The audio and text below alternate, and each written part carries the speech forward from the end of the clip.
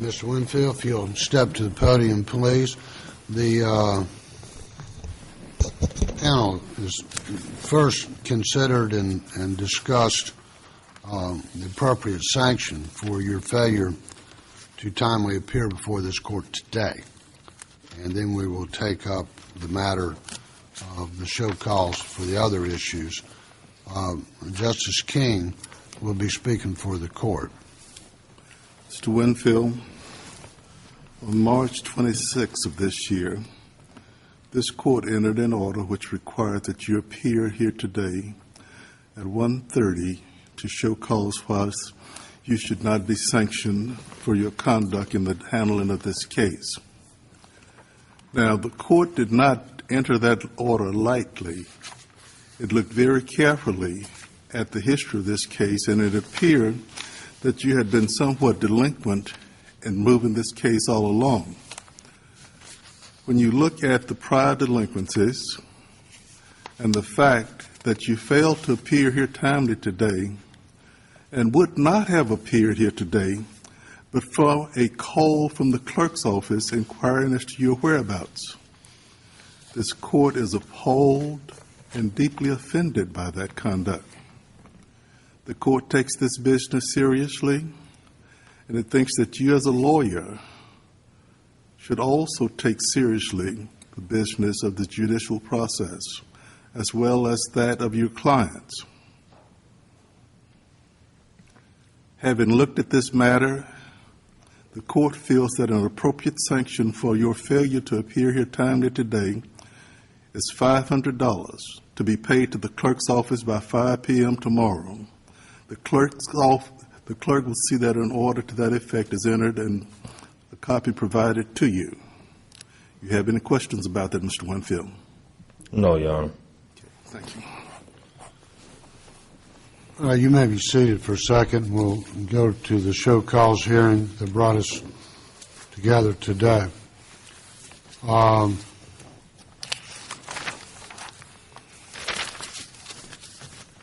Ms. Winfield, the clerk of the court, Ms. Gillis,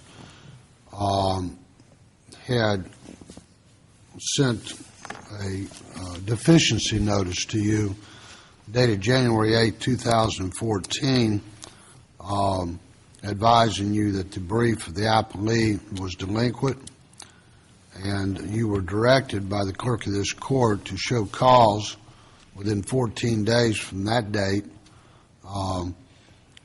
in accordance with Rule 2B of the MRAP rules, why sanctions should not be imposed upon you by the Supreme Court for failing to file your brief. Subsequently, there was other things occurred, and the brief still didn't get filed. Actually, you were given until I think it was January 22nd to file that show cause, and you did not, so you'll be asked to respond to that today. On January 21st, you filed a motion for a 30-day extension to file a brief on behalf of your client. You failed to make any showing of cause of why you missed the prior deadline, and in that same motion, it was misrepresented to the court that your brief was not due till February 19th, which was not true. And also, you said that you had served Vicksburg Healthcare by email. They contest that, and so if you have proof that's contrary to their contest, we'll hear on that as well. On January 29th, you filed another motion for extension of time, which was worded identically to the January 21st motion. And then on February 5th, Justice King, seated to my left, had signed an order sort of giving the history of what I just spoke of, and then a finding not from the clerk but from this justice to my left found that D should be given 14 days to show cause why sanctions should not be imposed based on the failure to file the brief or respond to the court's deficiency notice and file your brief. That was dated February 3rd, signed by Justice King, and filed with the court on February 5th. This matter has come up 2 or 3 times before the motions panel, which the three of us sat on, in trying to deal with this situation, which culminated in an order signed by Justice Kitchens to my right that you had failed to, had ignored Justice King's order. That was only on, I think, February 26th that you finally filed a brief, which was after hours, I think filed 9 or 10 o'clock at night, but nonetheless filed on February 26th. However, that brief was due on the 19th. And at that time, you were ordered to appear here today at 1:30 to show cause why you shouldn't be sanctioned for this obvious disdain for the orders of this court. Let me tell you, it's nothing personal to Justice Kitchens or Justice King or I. It's the court that you owe the respect to. It's not to anything to us personally, one way or the other. We're faced with these situations where rules are put in place in order that the judicial system works, and it's our job to do the best we can making right decisions. However, the rules allow us to dismiss your client's case. Have you talked to your client about that at this point yet? Yes, sir. All right, why don't you go ahead and go to the podium so we can get your responses. I mean, do you understand under the rules of the court that your client's case can just get thrown out in the trash can as a result of your misconduct? I would pray that the court would find mercy and not take that extreme of sanction.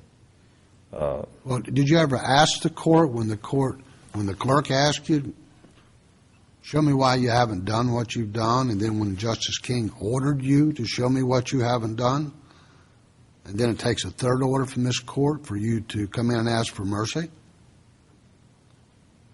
Explain to us why you didn't respond, first of all, to the first notice to show cause. Your Honor, I have not opened. I'm not saying that it wasn't delivered or that it wasn't sent, but I haven't opened that correspondence. The first show cause that I saw and read would have been the final one, and that's just. All I can do is be candid with you. I don't have a secretary. I operate by myself.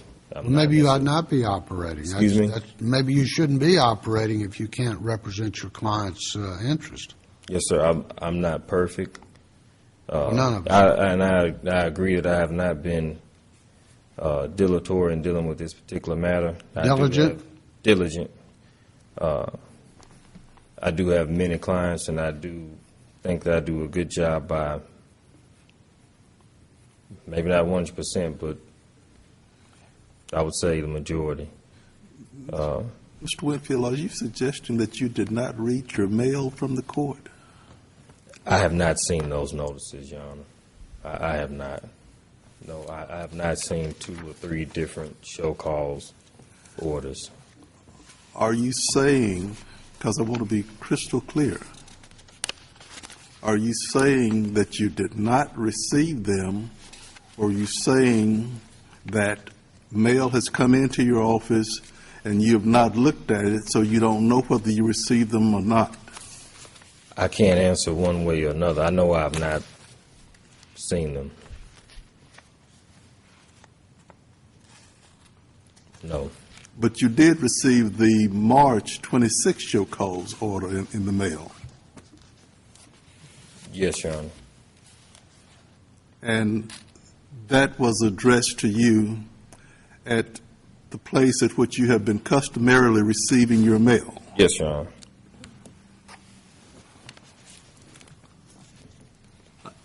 I want to ask you a follow-up, and I don't mean to interrupt Justice King. Mr. Winfield, I'm looking on a certificate of service here that actually this came from Mr. Whitney, first one I came to in here. It says your address is 1129 Openwood Street in Vicksburg, and then it's got a post office box 1448. Are those correct? Not the post office box, Your Honor, but the address, physical address is... I can't hear you, sir. Not the post office box, Your Honor. I no longer use that post office box, but the physical address is my address. Have you ever used box 1448? Yes, Your Honor. And do you still have that box? No, Your Honor. Is that in the bar directory? It still is, but I Have you not. notified the bar that that's not your address, so lawyers that have business with you and the courts that have business with you would know that that's not a good address? No, Your Honor. What does the post office do with mail that's addressed to you at P.O. Box 1448? They return it right back immediately. To the sender or to you? To the sender. They don't bring it to you? No, Your Honor. So if I send you a letter to P.O. Box 1448, the post office, as you understand, is going to send it back to me? Immediately. All right. What about 1129 Openwood Street? That is my address, Your Honor. Is that where you live or where you work or both? Both. So you're working out of a residence? No, Your Honor. It's my office, but there's an apartment above it. I see. So if I wanted to send you a letter today, I would send it to 1129 Openwood Street? Yes, Your Honor. All right. And so how long have you not had this P.O. Box 1448? I couldn't state with Well, a certainty. year, 10 years? No. Give me some idea. It's been less than a year. I mean, my secretary used to check it. And when she stopped working for me, it's no longer downtown in Vicksburg, which was close to my office. It's over on the other side of town. And I would not go there, so it was just an unnecessary expense. And I've just You done mean all the that I P.O. can. Box was an unnecessary expense? Yes, Your Honor. So I mean, I have a physical note. did you just close that box or just let the rent go delinquent on that box? Delinquents, and I just don't pay it anymore. But you haven't notified the clerk of the Supreme Court or the Mississippi State Bar or any people that ought to be able to find an attorney who's a member of the bar as to what your mailing address is? That I no longer use the post office box, no, Your Honor. Now, while we're talking about addresses, do you know Clara Dees' mailing address? Not by heart, Your Honor. I don't. Before you leave here today, unless my colleagues disagree with me, and I don't think they do, I want you to give that address to the clerk of this court, Clara Dees' mailing address and her telephone number. And Yes, can you ascertain that before you leave this courthouse? I can call her and get it, Your Honor. All right. Well, we want you to give us her address. All right. That's all I have at the moment. Mr. Winfield, let's talk about that post office box again. You say that it was on the other side of town, so it was inconvenient for you to go to that box to pick up your mail. Is that right? Yes, Your Honor. Well, did you ever give any consideration to filing a change of address form with the post office so that the mail sent to that box would be then sent to you at this Openwood Street address? Just this past week I did, Your Honor, because I had a check that was mailed to the address and it was sent back.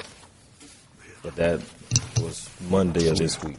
And how long has it been since you've actually, well, when was the last time you went to that box to physically check for mail?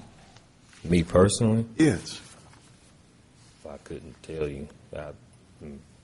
That would have been several years ago for me personally. Well, when was the last time anybody associated with you went to that box to check for mail? I would say probably 6, 7 months. I'm not sure how long it's been since I've had my secretary. Okay. I don't know. But I've done everything that I can to reduce my expenses due to financial constraints. And it was just another $100 that I was basically wasting. I mean, it's just. Mr. Winfield, maybe talking about this mail stuff, so you're saying you did not get the notice from the court? I'm not saying that I didn't receive them. I'm saying I haven't opened them or read them. I can't say I did or did not receive them. I'm not saying that they weren't mailed. Well, did I'm you not saying review that Ms. D's file to see if that notice was in there before you showed up today, or did you bring your file with you? No, Your Honor. And then you indicated you did not get a copy of the February order that Justice King signed on show cause. I have not seen that, Your Honor. And if I wrote down the first order that you saw was the one that was dated March 26th and filed March 27th, is that right? Yes, Your Honor. That's the one you were coming here, or forgot to come here today on. Yes. That's the first one that you saw. Yes, Your Honor. Well, I know we didn't place you under oath today.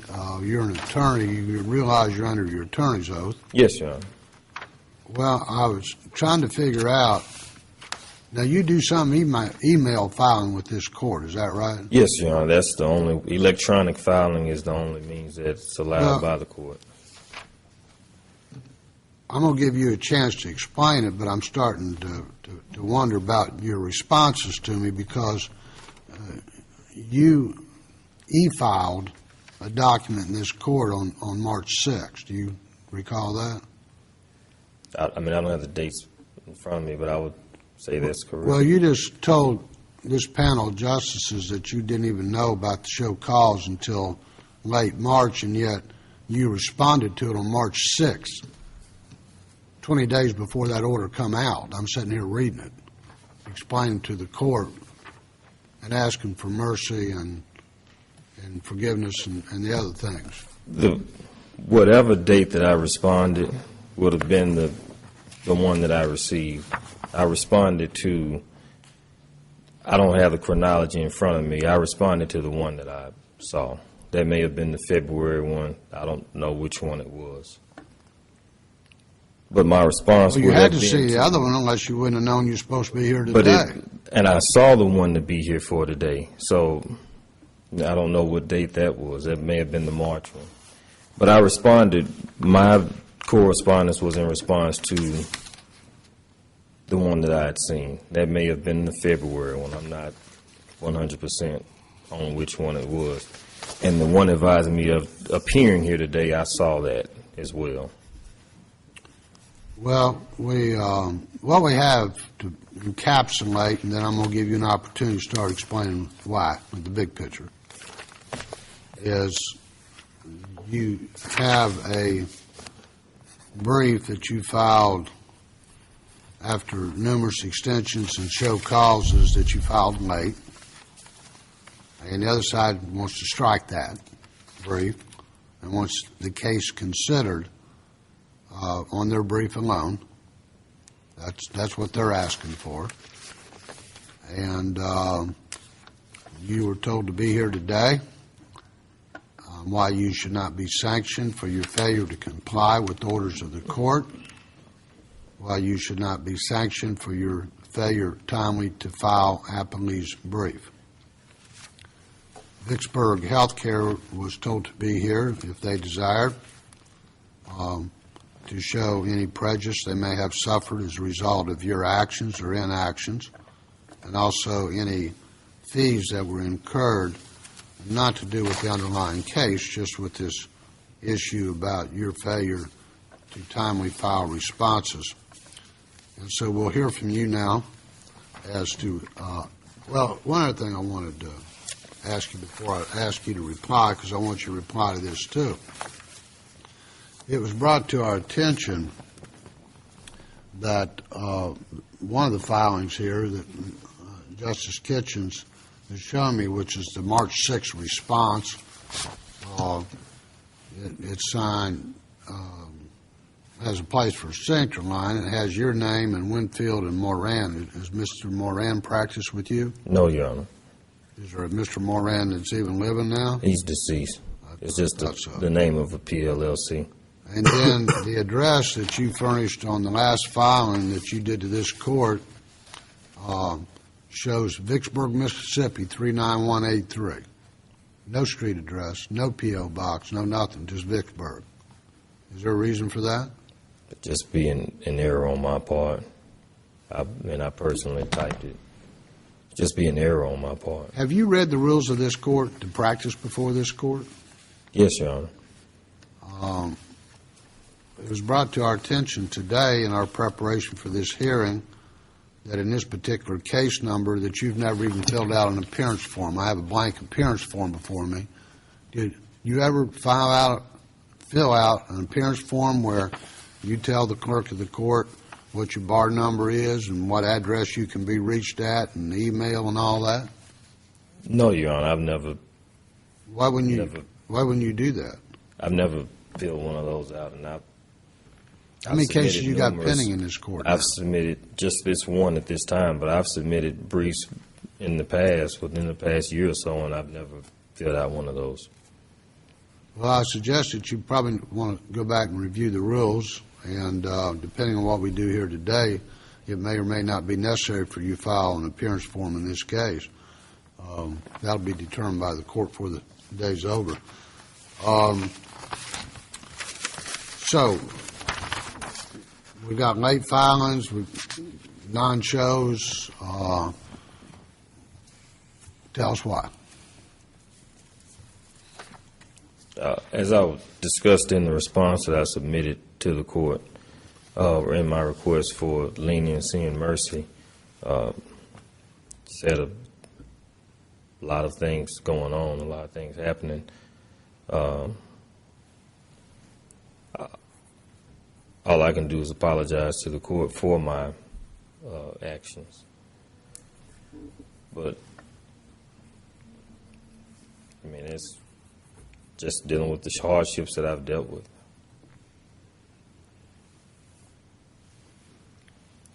Very candid question, Mr. Winfield. You talk about hardships you've been dealing with. Do those hardships impact upon your capacity to actually practice law right now? I would say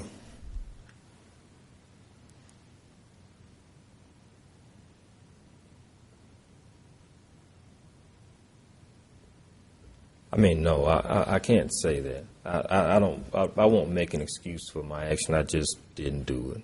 And I can't blame anyone but myself. I can't.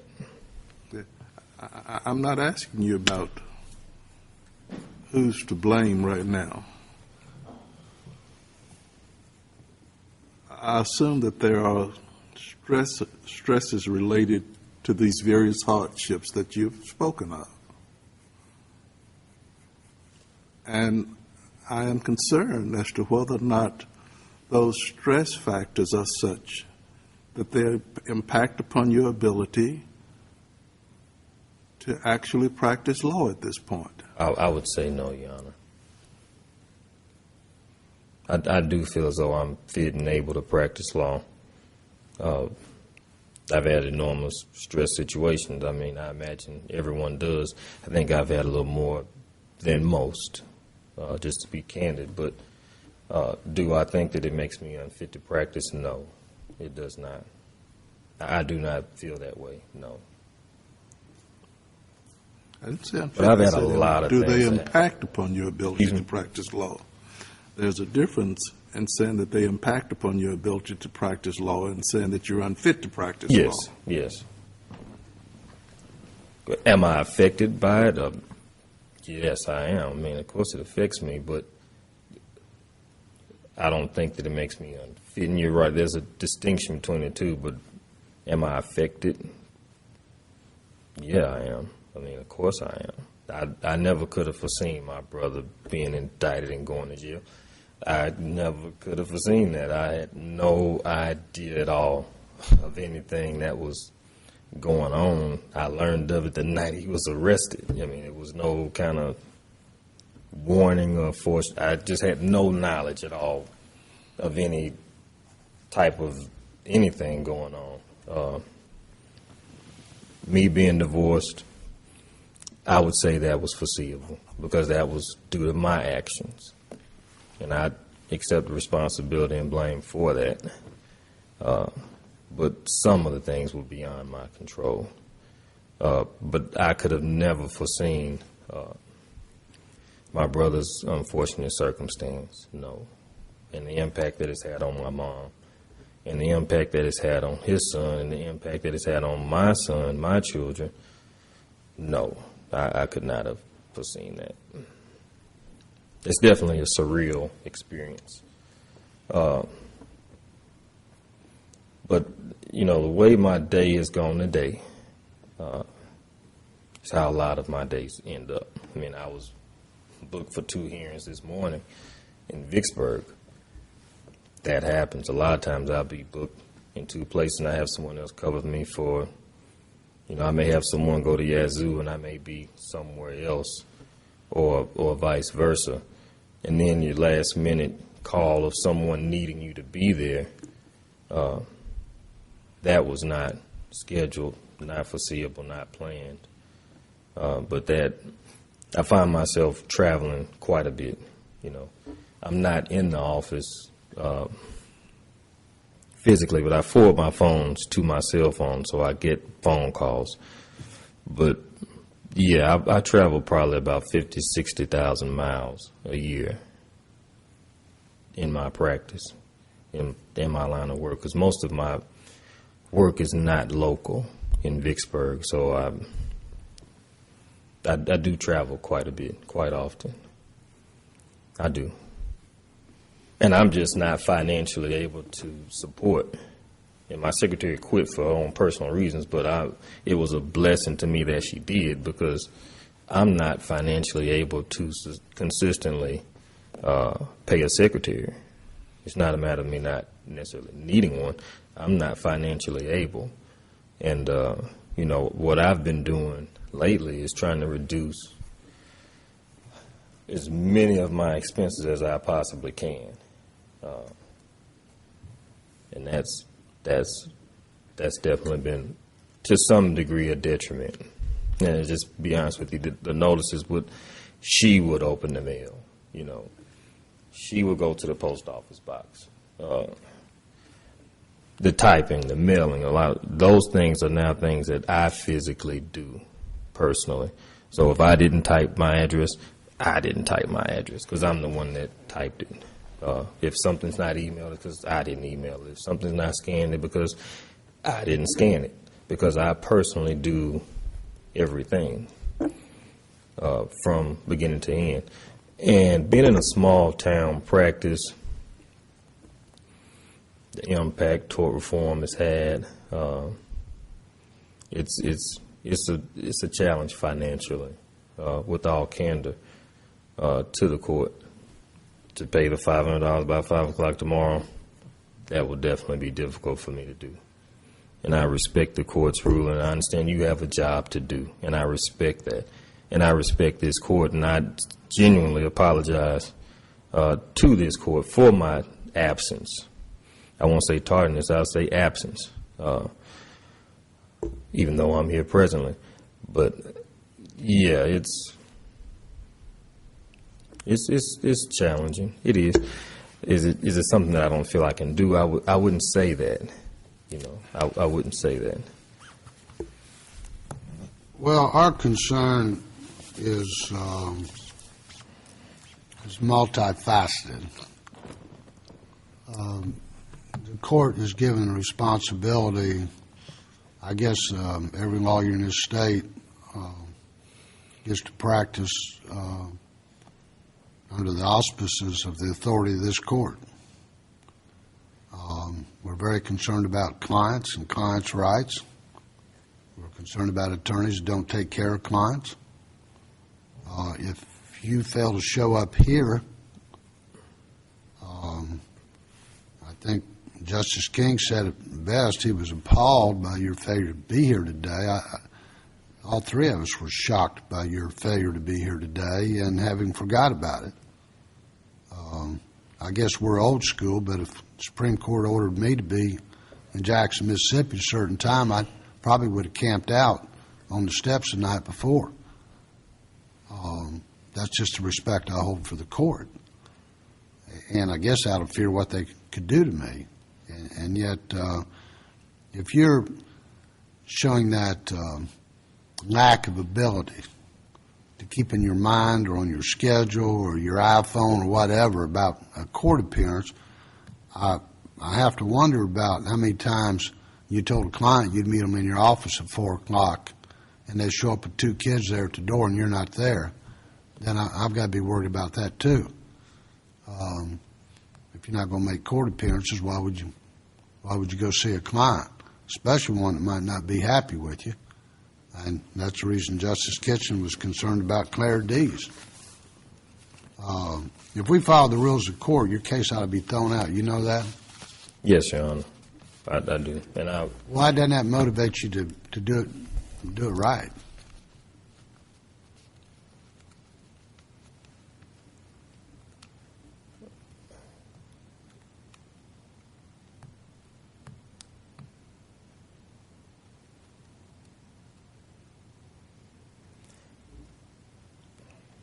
in all honesty, Your Honor,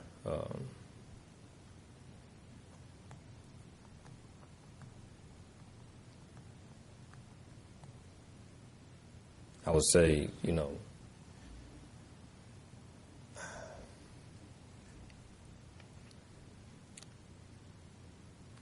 to some extent, my evaluation of the response and the outcome, because I've submitted several briefs to this court. The last one that I submitted I thought was the best I could have ever drafted, and I didn't win that one either. I've lost them about 0-3 with this court. I don't know if you were on the court at the time or not, but I've submitted briefs since I've begun practicing, and every one that I submitted I thought was a really good brief. Particularly my last brief I thought was how I didn't win that one. It was dealing with the termination of parental rights. And the name, so I redacted and changed. So I couldn't tell you what opinion the name was, but I did not win that one, and I definitely feel as though I should have won it. But be that as it may, with me being a solo practitioner and juggling, the many aspects of that, you get into a time value thing to some extent, to some degree. I don't feel like I'll win this case. And I hope that. You talking about this case here? Yes, and I would pray that I do, but the likelihood of it is not. My success and track record with the Supreme Court has not been great. Are you saying that you didn't timely file in this case because you lost the last 2 or 3 cases you had up here? No, I'm not saying that, Your What Honor. are you trying to say? Well, you asked me part of the reason for me not being is, I think I could have made it more, I should have made it a more of a priority. I should have, and I did not. How many active files do you have in your office now? I couldn't say. Give me a ballpark.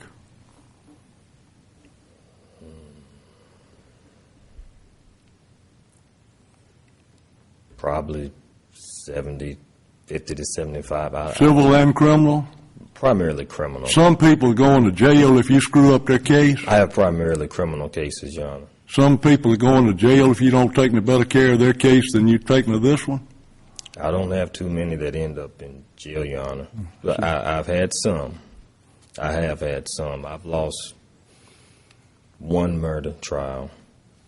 But I don't lose What if many. you gave the same level of attention to somebody's criminal case that you've given to this case?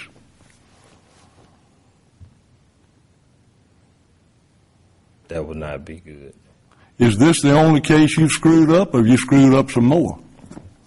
Yes, Your Honor. I would say This yes. is the only one? No other civil cases, no criminal cases? No, Your Honor.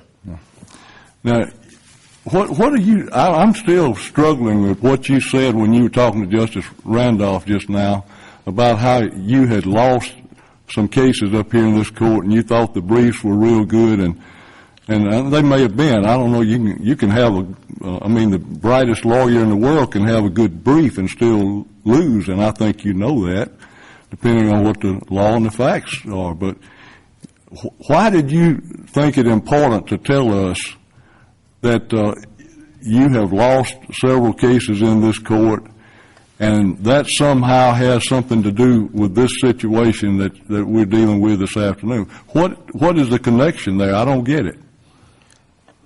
From a time value standpoint, I have to look at the return that I would possibly get. You look at the return to you in deciding how much time to devote to a client's case? No, Your Honor. I mean, That's what you just said. What do you mean? What do you do? You rank your cases in terms of their importance based on the financial benefit or potential benefit to you? No, I'm not. That's not what I'm saying, Your Honor. Well, please tell me what you are saying, because that's what it sounds like. What you have oftentimes in a small practice. Don't tell me what you have in a small practice. You did it many years. I live in Crystal Springs, Mississippi, and practiced law in small practice for 41 years. So, I kind of know a little bit about small town practice. But tell me how it is that your failings in this case are somehow related to the fact, first of all, that you lost some appeals up here, and secondly, you have to look at the benefit. That's your word, not mine. What do you mean by that?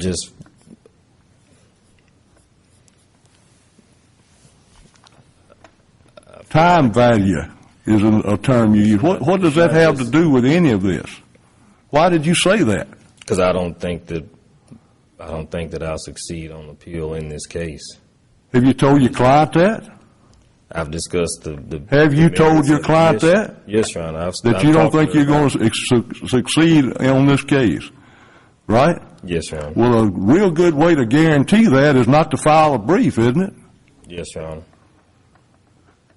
Mr. Winfield, are you attributing your failures to the stresses in your life?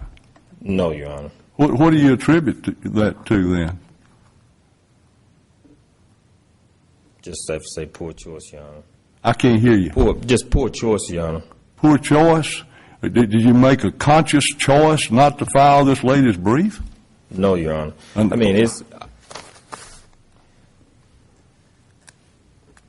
I had to wrestle with grounds for response, in all honesty. Had to wrestle with what? I didn't just instantly have a response to it. I think I did make a good response when I did, but it was not something that came to me immediately. The case law, and I had researched the case law on it well in advance of me submitting my brief, and the case law is what it is, and it was what it was. How long have you been practicing law? Since 2000. Since 2000. So you're in your, 14th year now, or Yes, thereabouts? Yes, Your Honor. You been sanctioned by any other courts? No, Your Honor. No. Well, I'm still trying to pin down what it is, and this was what you're supposed to be showing us calls about, is why you have not fulfilled your responsibilities in this case. And you said you don't have any stress. Is that accurate? Did you say that? It's not stress in your life. Why haven't you tended to this case? You've received deficiency notices from this court. You've gotten orders. One you said you didn't see, yet you filed a response to it. That may have been the one that I received, Your Honor. Yeah. But you received the one that was issued that told you to be here today. So that's Yes. 2 orders we know you've seen. Yes, Your Honor. And you didn't take this one very seriously, it doesn't seem. You've been sanctioned for that. Frankly, less of a sanction than we considered. Thanks, Your Honor. Well, I'm not asking for your gratitude. I'm just really, really concerned about you and about your clients. And you've got some things going on in your life, and I'm not trying to get personal with you. I don't want to embarrass you or anything. You should be humiliated by the way you've conducted yourself. But, you know, if you got some problems in your life that are interfering with your law practice, that's what the Lawyers and Judges Assistance Program is for. You don't have to be an alcoholic or a drug addict to need the Lawyers and Judges Assistance Program. I don't know whether you are an alcoholic or drug addict. You've shown some symptoms. No, Your Honor. But, you know, we're concerned about your clients, and you're telling us that this is the only case that you've messed up on, and that's a little bit hard to believe. I'm not trying to debate with you about it, but this is a serious situation to Ms. Dees and potentially serious to other clients of yours. So I hope you're being candid with us when you tell us you haven't messed up anybody else's case, but it looks like that there's a pretty strong potential for it. You have anything else you want to tell us in defense of your misconduct? No, Your Honor, I apologize. My conduct is inexcusable, and there is no excuse for it. And I apologize to the court, and with all due respect, I would ask the mercy of the court. Well, the court's going to hear from counsel opposite in a couple of minutes, but I heard your response the same way that Justice Kitchens did, and I wrote down here time/value, and I wonder if you're not treating your law practice like that movie Moneyball and figuring out what's the most lucrative, anticipated lucrative case and give it top priority, and then in your mind moving them down the line, and that's the attention. I only tell you what I used to tell young lawyers, and I, as Justice Kitchens, started out in a small office in Biloxi, Mississippi. I wasn't with a large firm when I started practicing, so I've faced a few weeks of shortfall and having to come up with money out of my pocket that didn't come from clients to pay for help.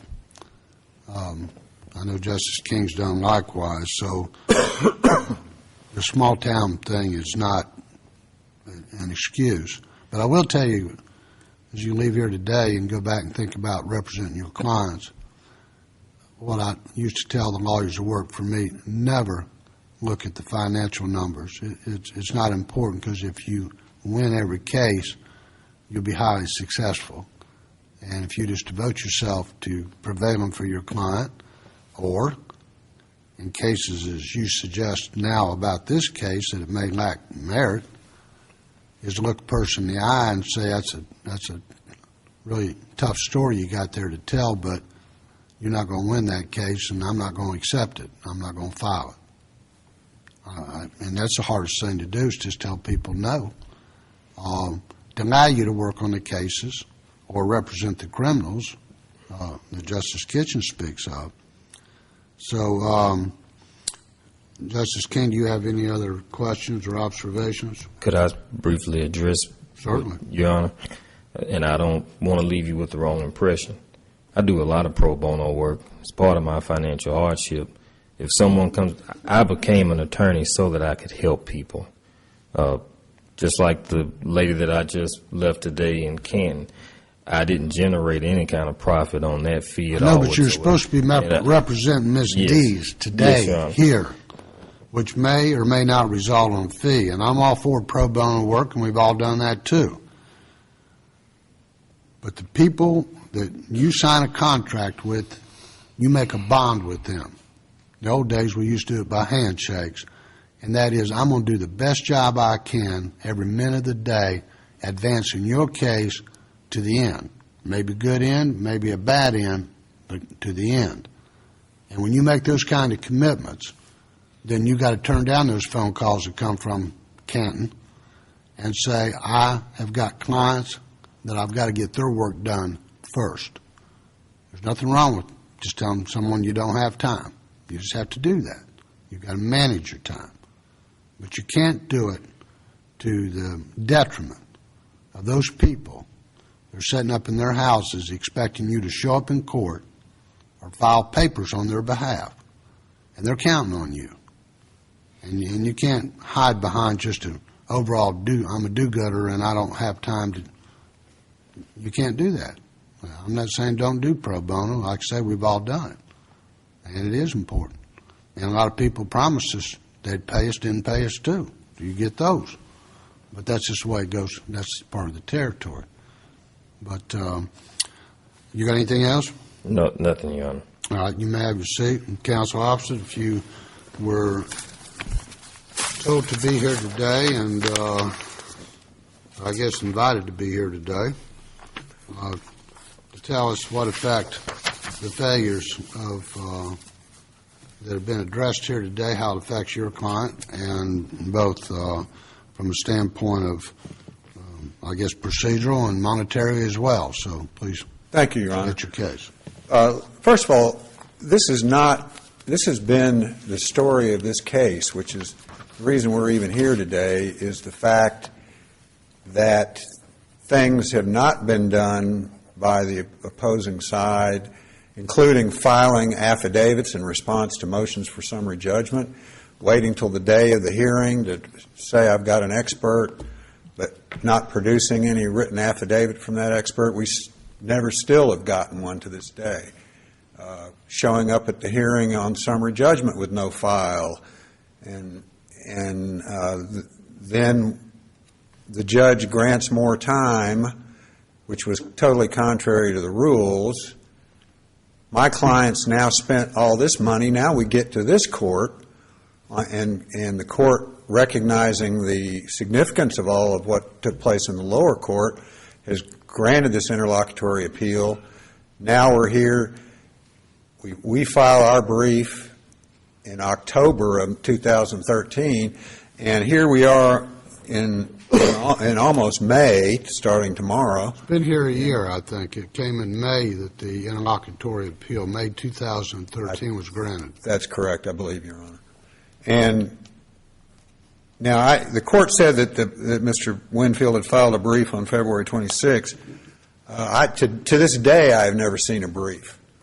So I don't know what brief he filed, and perhaps that brief never made it out of the court file, but it's still to this day never reached me or my office. So the brief I'm holding here that was filed at 2100 military time for 9 p.m. with the Mississippi State Capitol Police after hours filing your brief. It's your statement that you've never got a copy of that? I've never gotten a copy of it, Your Honor.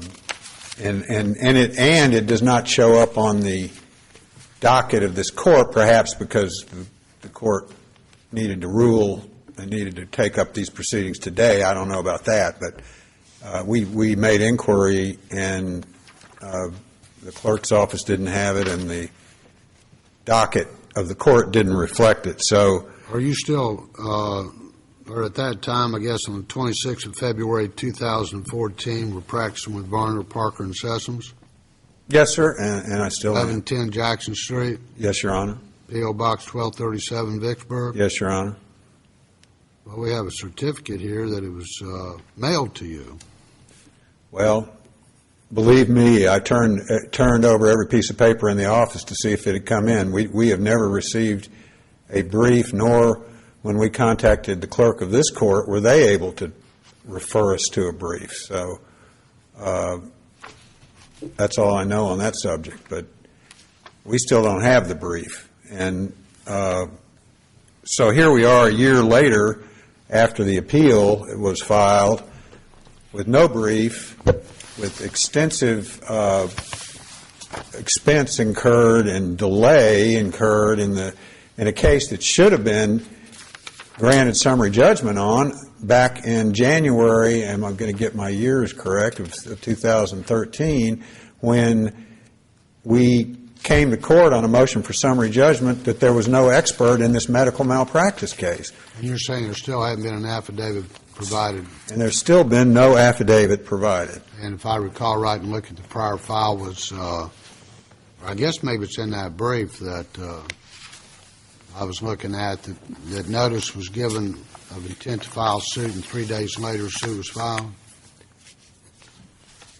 Is that, That part I'm not sure of, Your Okay, Honor. fair sitting enough. here now.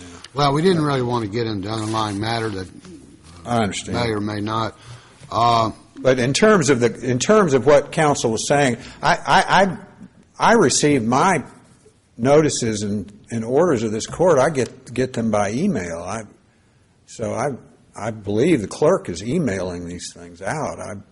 So surely Mr. Winfield gets his emails. Is that correct? ma'am? No, sir, we do You not need to yet. inform us, because we don't send things out. We don't No, receive sir. them. No, sir, we do not yet email notices. They do appear on our docket. Okay, well, then I stand Electronically. corrected. I thought maybe somebody else had gotten it and emailed it to me, but Now, that may be true, that they email. somebody else among If them. somebody's e-filed, do they get acknowledgement that you received it? And They get the notification of electronic filing, as long as they're registered through MEC. Okay, Judge, I mean, here, the prejudice, first of all, is all of this delay in a case that should have been thrown out at the trial court level, and it's been exacerbated by all of what's taken place that the court's gone over. and Well, I since want- the court hadn't ruled to agree or disagree with you as to whether it should or should not have been, what I want you to focus on is what prejudice your client has suffered as a result of the failure to timely file the brief and the delays caused by that. Well, the prejudice of the passage of time, which, of course, in any case is going to adversely affect you, witnesses' memories dim, and all of the Anybody attendant died or problems. anything? That Not that I'm aware the of, client Judge. still, I mean, I had to represent a doctor one time as he died. He didn't stick around for the trial, so I had to, but you don't have that kind of prejudice. Not that I'm aware of, no, sir. All right, now, But, so and of time course, is money, so how much money has been expended in representing your client as a result of the failure to timely file a brief and respond to these matters? Your Honor, I did bring with me a printout of the billing, and I don't know, shall I give You'll it to the give it to the clerk. Do you have extra copies with you? All right. Is there anything privileged on there? No, I don't believe so, Judge. I looked through it. I didn't see anything. You'll give one to each of the judges up here, and then also counsel opposite. Matt, if you'll mark that as the first exhibit to this proceeding. And, Your Honor, this, Hold on a second, we're going to get a copy in front of us.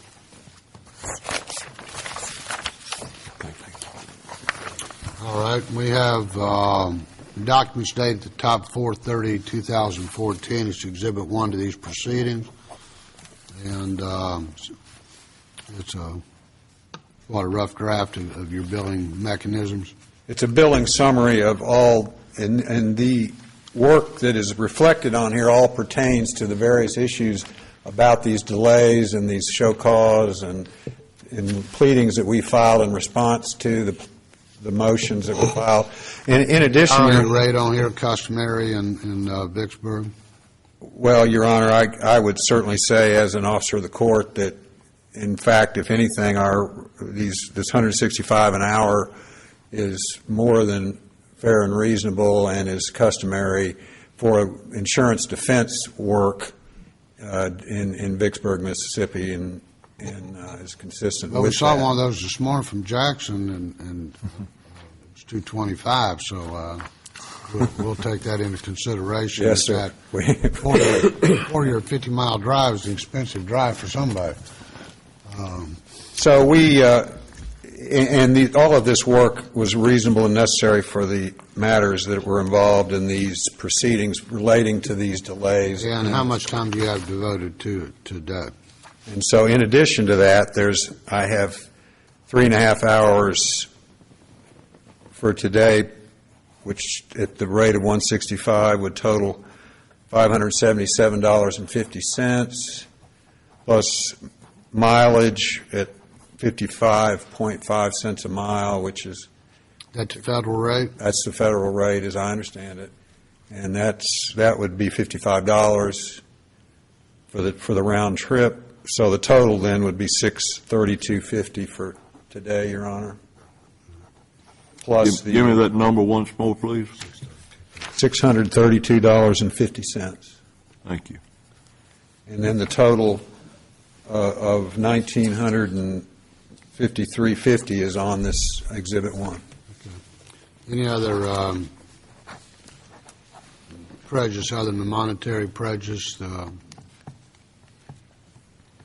No, Judge, other than, again, just simply the effect of diminishing memories of witnesses and so forth that come with the delay. Anything else? That's all. Thank the Court. Thank you. Members of the panel have any further questions? No, sir. All right.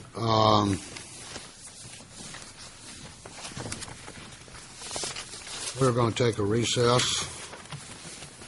And, counsel, you're not required to stay. You can if you want. You've made your appearance. Mr. Winfield, you'll stay seated where you are. And we're going to consult with each other, and we'll be back out here in a little bit. Mr. Winfield, this would be a good opportunity for you to get your client's contact information and give it to our clerk, please.